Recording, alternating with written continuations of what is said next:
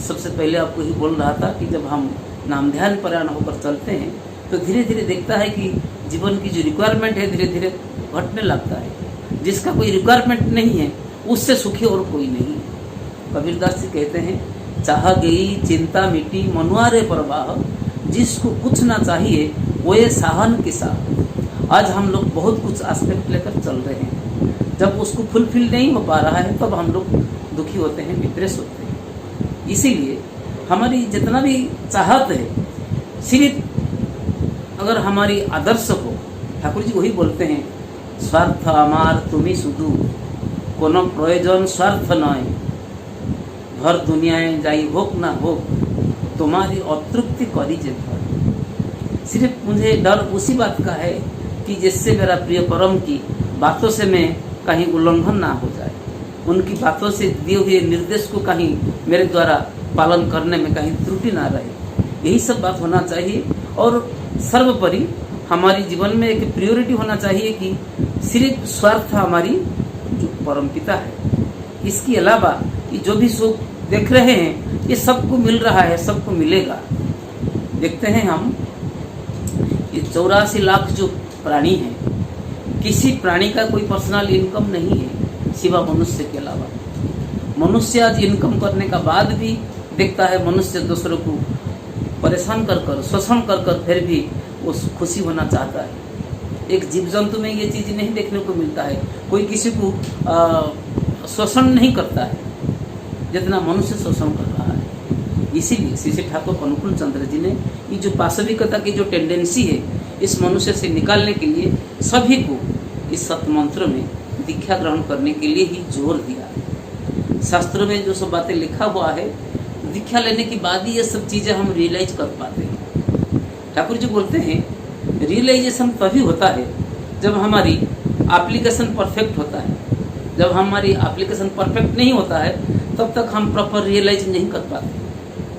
तो जो हमारी एप्लीकेशन कैसे परफेक्ट होगा, जब हम आदर्शों को अनुसरण करके चलेंगे, वही हमें एक परफेक्ट मार्ग दिखाते हैं जो हमारी जीवन को शाश्वत पथ में अविराम गति से चला सकता है। जीवन में कहीं त्रुटि होता है तो उस त्रुटि को स्वीकार करने के लिए सिर्फ आज के दिन परम दयाल श्री श्री ठाकुर अनुकूल चंद्र जी ने उनकी अनुयायियों को गुरुत्व दे रहे हैं। नहीं तो आज अगर कोई लड़का त्रुटि करता है तो उसका पिताजी कभी उसको ये नहीं बोलता है कि तुम उसको मतलब क्षमा चाहो, लेकिन ठाकुर चाहते हैं। ठाकुर जी ने कभी किसी दुर्बलता को दुर्बलता की फॉर्म में ठाकुर जी नहीं बोलते, दुर्बलता के विरुद्ध में हमेशा संग्राम करने के लिए जाते हैं। जो चेष्टा की बात हम सुनते हैं ठाकुर अनुकूल चंद्र जी के जीवन में हम लोग देखते हैं, उनके अनुयायियों को उन्होंने चेष्टा के माध्यम से उनकी जीवन विकसित किया है।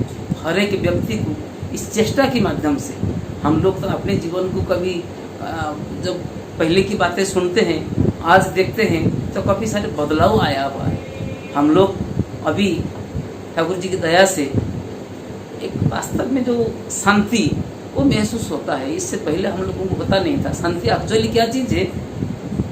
एक बैलेंस मेंटेन ही शांति का प्रतीक है। हम हर तरफ से अगर हम बैलेंस होकर चलते हैं, physically, mentally, financially, socially, spiritually, हर दिख से, इसीलिए ठाकुर जी बोलते हैं ये जो दीक्षा है, ये दीक्षा सिर्फ ये नहीं है कि 10 मिनट लगेगा, 10 रुपया लगेगा, इससे दीक्षा हो जाएगा, ये बात नहीं है।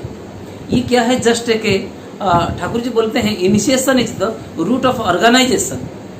ये जो विषय के कारणों को जानने का ये एक पंथा है। कबीरदास जी कहते हैं संत पंथ अपवर्ग करो, कामी भव करो पंथ, कही संत कवि कविद स्तुति पुराण सद ग्रंथ। जीवन में जब तक किसी पंथा को हम अनुसरण नहीं करते हैं तब तक हम नियमित रूप से एक धर्माचरण नहीं कर सकते, नियमित रूप से धर्म को पालन करने में समर्थ नहीं होते हैं। नियमित पालन नहीं करने से जो अनुभूतियाँ हैं उसमें काफ़ी सारी त्रुटियाँ हमारी रह जाती है।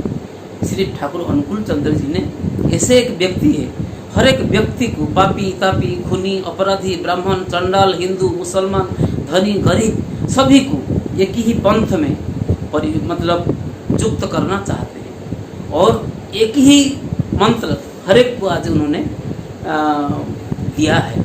उनके लिए छोटा बड़ा कुछ नहीं है, सिर्फ यही जो मंत्र है, यही मंत्र से मनुष्य का मुक्ति निबद्ध है। ठाकुर जी बोलते हैं, बहुत सारे शास्त्रों में बात भगवान मनु ने कहते हैं,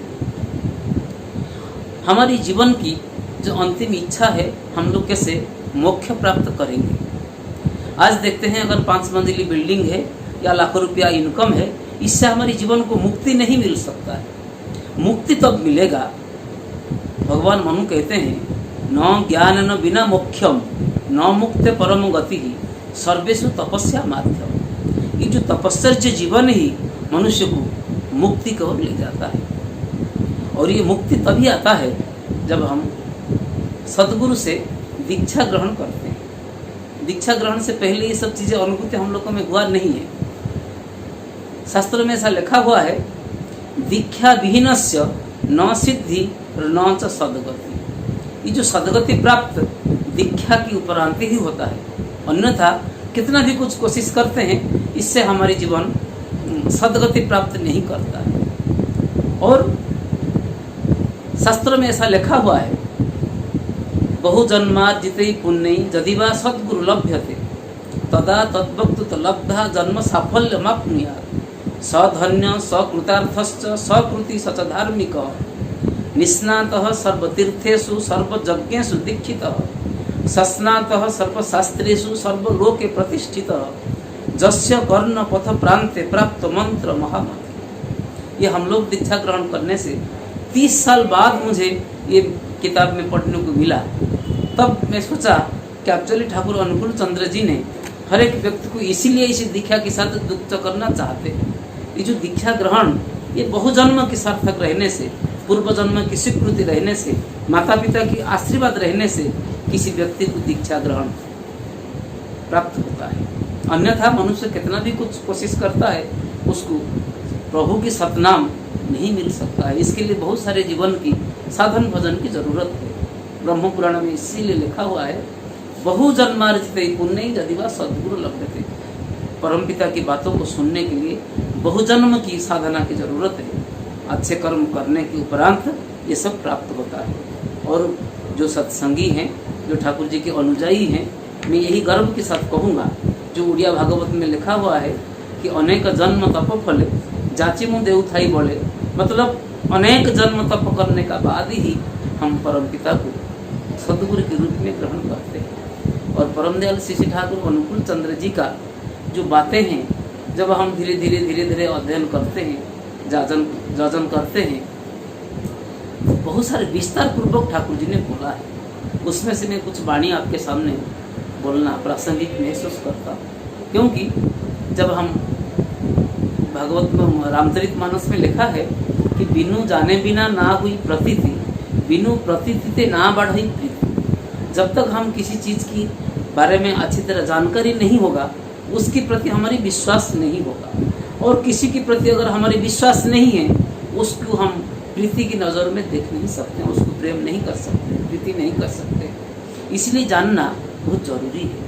श्री श्री ठाकुर अनुकूल चंद्र जी ने जो 81 साल तक इतने सारे जो वाणी दिया है, उस वाणी को हम अगर नहीं जानेंगे तो उनके प्रति हमारी विश्वास कभी आ नहीं सकता। श्री श्री ठाकुर जी कहते हैं, वज्र निर्घोष में इष्ट पृष्ठि ऐतिह्य धर्म वैशिष्ट का जय वार्ता घोषणा कर।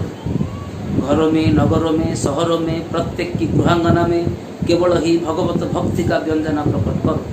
अपना निर्मल चरित्र को नमूना बनाकर देखोगे, पाप सब जल कर राख हो जाएगा।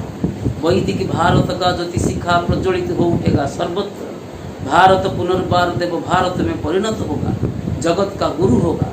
पृथ्वी के कोने कोने में ऋत्विक, अधर्जीव, जाजक, उद्गाता की दल हर दिशा में फैल जाओ। स्वस्तिवाद का विजय वैजयंती को ऊर्ध्व आकाश में उड्डीन करो। अगर तुम लोग ऐसे कर सकोगे तो पृथ्वी के दिल में दिव्य सभ्यता का आविर्भाव अवसंभावी है। समग्र विश्व की बातें ठाकुर जी ने बोला, किसी प्रांत के बारे में नहीं कहा, किसी देश के बारे में नहीं कहा, समग्र मानव जाति के लिए उन्होंने बातें रखा। अगर आज हमारी इस निर्मल चरित्र को लोगों के सामने हम अगर प्रस्तावित करेंगे, हमारी व्यवहारों से अगर मनुष्य प्लीज होगा, तभी हमारी परम दयाल श्री श्री ठाकुर अनुकूल चंद्र जी की श्री चरणाश्रित होने का सौभाग्य उसको प्राप्त हो सकता है। इसीलिए उत्तरदायी हम ही लोग हैं। हमारी व्यवहारों से अगर हम दूसरों को अपना नहीं बना सका तो उन्होंने वंचित होकर रह जाएंगे परमपिता की दया से। और ये जो सत्संग है, ये सत्संग किसी इंडिविजुअली की बात नहीं है, सत्संग है एक यूनिवर्सली की बात है। अगर हम स्वस्थ रहना चाहते हैं, सुखी रहना चाहते हैं, सुंदर बनना चाहते हैं, तो हम और दूसरों को भी अपनाना होगा, दूसरों के पास हम ये जो अमृत बातें सुनाना होगा। इसीलिए ठाकुर जी बोलते हैं, तुम यदि सुखे थाको अन्यर यदि হয় निपात, तुम्हार थाका की सुष्टु रवे ताते वो तुम्हें पावी आघात। ठाकुर जी बोलते हैं, अगर सिर्फ तुम सुख शांति में रहोगे, तुम्हारी सामने दूसरों की अगर निपात हो जाता है तो तुम्हारी भी ये रहना संभव नहीं है। इसलिए कहीं ना कहीं उनकी रहना तुम्हारी रहने के लिए ही विशेष प्रयोजन है। ये हम रियलाइज तब कर पाते हैं क्योंकि हम हमेशा ये आंखें सामने कोई दूसरा होता है तभी इसकी आंखें का सदुपयोग हो रहा है। इस जो हमें बातें करते हैं दूसरा कोई सुनने वाला होता है तभी इस बात अच्छा लगता है बोलने के लिए, क्योंकि हम लोगों ने भी किसी से इस बातों को सुना है। ये हाथ है किसी के साथ व्यवहार करने के लिए, आदान प्रदान करने के लिए, इसलिए दूसरा कोई है तभी ये संभव है। तो इसीलिए दूसरों का विशेषत्व ठाकुर जी ने दिया है। तो ठाकुर जी ने इसीलिए दूसरों को अपना बनाने के लिए ही ये बातें रखा है।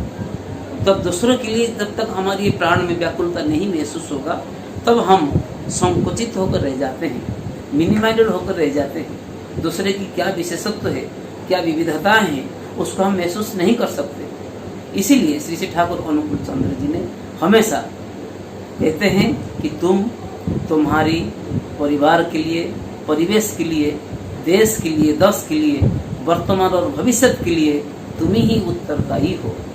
तो आज हम देखते हैं ये जो जीवन है ये हमेशा दूसरे के ऊपर निर्भर करता है। जो हम कपड़ा पहनते हैं किसी दूसरों ने इसको बनाया है, जो खाना हम खाते हैं इस शस्य को किसी दूसरों ने उपार्जन किया है, हम जो सांस भी ले रहे हैं इस सांस को भी कोई दूसरा ने प्रोवाइड किया है। हर चीज़ दूसरों से हमारी जीवन रिलेटेड है। इसीलिए ठाकुर अनुकूल चंद्र जी ने हमें बोलते हैं, ठाकुर जी कहते हैं, तुम यदि दूसरे का मंगल करना चाहते हो पहले उसकी सामने की कर्मभूमि को विस्तारित करो, जिससे वो अपने वैशिष्ट्य के ऊपर खड़ा होकर खुद छांट कर ले सकता है अपने श्रमसार्थक अभियानों को, जिससे वो दक्ष, सफल, वो आत्मप्रसाद लाभ कर सके, उपचय में बढ़ उठने के मार्ग में सुखी हो सके, खुद को अनुभव कर सके, नाना रकम द्वंद्व को अतिक्रम करके तृप्ति चलन में, ज्ञान में, सबकी वैशिष्ट्य में खड़ा होकर आदर्श अभिनंदन तृप्ति चलन में, सहज स्वतंत्री उत्कर्ष व्यक्तित्व में, पारस्परिक सहयोग में, पूर्णत्व की कृति परिणयनी तात्पर्य में चल सके। ठाकुर जी बोलते हैं इस प्रकार कि अगर हम वास्तव में किसी की मंगल करना चाहते हैं, कल्याण करना चाहते हैं, तो हमारे माध्यम से कुछ नहीं हो सकता है। हम सिर्फ हमारी व्यवहारों से प्रिय परम के साथ अगर उसको हम युक्त करा देते हैं, उसके जीवन में दीक्षा ग्रहण करा देते हैं, उसका अगर पूर्व जन्म की सुकृति होगा वो चुंबक की तरह पकड़ के रहेगा, ठाकुर जी की इस बातों को हृदयंगम करेगा, सहज सरल जीवन में उसको पालन करते करते करते करते उसके जीवन में एक दिन सुख समृद्धि का अधिकारी स्वयं हो सकता है। तो मैं अति आभारी व्यक्त करता हूँ हमारी परम श्रद्धा प्रशांत भाई को। ये जो महत उद्देश्य उनके अंतर में आज पनप रहा है, यही ठाकुर जी चाहते हैं कि साध्य मुताबिक हम परमपिता का सेवा के द्वारा इस जीवन को सफल बनाना है, सार्थक बनाना है और दूसरों को भी परमपिता की दया का अधिकारी बनाना है। और इस महत्व यज्ञों को उन्होंने अपने दिल में स्थान दिया है, उसको प्रैक्टिकली घर घर में जाकर जन जन में जो भी मनुष्य की अनुभूतियाँ हैं उसको आज बटोर कर आज इसको स्प्रेड करना चाहते हैं परिवेश में। खुद की अनुभव भी होगा और दूसरों के जीवन में काफ़ी सारे जो भावनाएं परिवर्तन होगा और वो ठाकुर जी को ग्रहण करके चल सकता है। मैं अंत में एक चीज़ बोलूँगा जो बहुत गुरुत्वपूर्ण है। ठाकुर जी ने बोलते हैं जो हमें चाहते हैं ये हमारी माध्यम से इतना सहज नहीं है, उसको अगर हम सत्संग के माध्यम से करना चाहते हैं तो ये ज़्यादा संभव है। क्योंकि सत्संग ऐसे एक प्लेटफॉर्म है, इस सत्संग का रचनाकारी परमदयाल श्री ठाकुर अनुकूल चंद्र स्वयं है। उसको उन्होंने इस विश्व वंदनीय अनुष्ठान के रूप में रचना की है। सत्संग ऐसा एक प्लेटफॉर्म है जो हम कहते हैं कि मनुष्य बनाने का ये कारखाना है, वो वास्तव में ये बात तभी रियलाइज होता है जब हम खुद अपना जीवन को देखते हैं। इस सत्संग में ऐसे एक अट्रैक्शन है कि हर एक मनुष्य की हृदय में छुपा हुआ जो मानवीय मूल्यबोध को रिलीज करने में आसान होता है, उसको कलेक्ट करने में आसान होता है, और खुद इस सत्संग के माध्यम से व्यक्ति अपने आप में एक इंस्पायरिंग फील करता है। इसलिए श्री ठाकुर जी कहते हैं जो सत्संग का जो जुगोपयोगी आह्वान है, ठाकुर जी कहते हैं अपने मुंह से कि सत्संग चाहता है मनुष्य, ईश्वर ही कहो, खुदा ही कहो, भगवान या अस्तित्व ही कहो, जो भूत महेश्वर है उनकी ही नाम करो। वो समझते हैं प्रत्येक को अपना उनकी ही संतान, वो आनंद कर देना चाहते हैं सबको उसी एक में।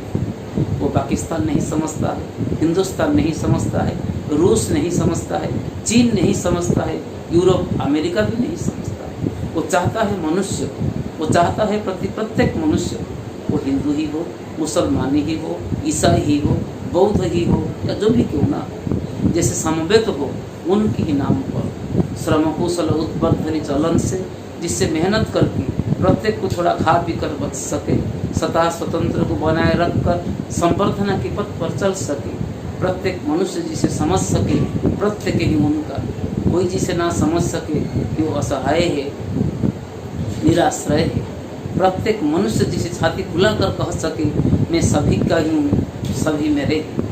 सक्रिय साहचर्य अनुराग की उन्मादना में वो चाहता है कि परम राष्ट्र समवाय, जिससे किसी का भी मतलब जो वैशिष्ट में आघात ना लगे, किसी के मन में दुख प्रकाश ना हो, कोई अपना आप को असुरक्षित महसूस ना करे। ठाकुर जी सत्संग के माध्यम से ऐसे एक बृहत्तर परिवेश बनाना चाहते हैं। इस परिवेश में मनुष्य बिना द्विधा से, बिना संकोच से इसमें शामिल होकर गर्व अनुभव कर सके। और ये तभी संभव होता है जब हम जिस अवस्था में रहते हैं उसी अवस्था में अगर ठाकुर जी की सतमंत्र में युक्त होकर चलते हैं, निरंतर इसी सत्संग का लाभ हमें मिलेगा। हम स्वयं इस सत्संग रूपी जो गंगा में स्नान करने का मौका खुद को मिलेगा।